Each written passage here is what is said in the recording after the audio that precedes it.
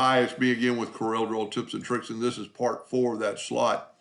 I kind of realized there's really no way you know how long that slot is after we do this. So we're going to take this and we're going to go back to this 80 degrees.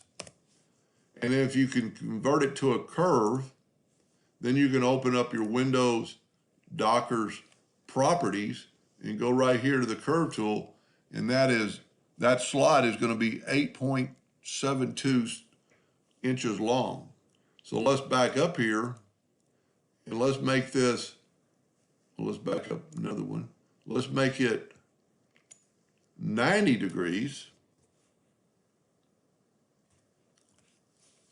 Whoop, I put 90 degrees. Now we convert that to a curve.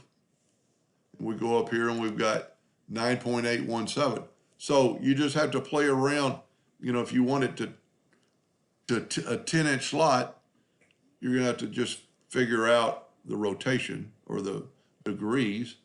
And what is cool about this, if we rotate this from the center, because now it's 90 degrees, so we rotate it from the center 135 degrees, now it's totally at the bottom.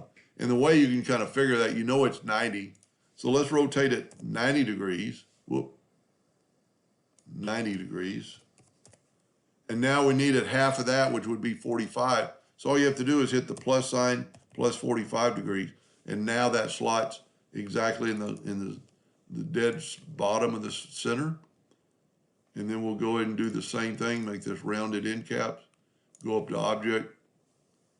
You've got to select it. Go to Object, convert the outline to an object, left click, right click. So now you have that slot and it's a little bit longer. You can't really do it now because it's measuring the whole length of the whole curve. So it's 21 inches. Anyway, I hope that helped a little bit. Thank you.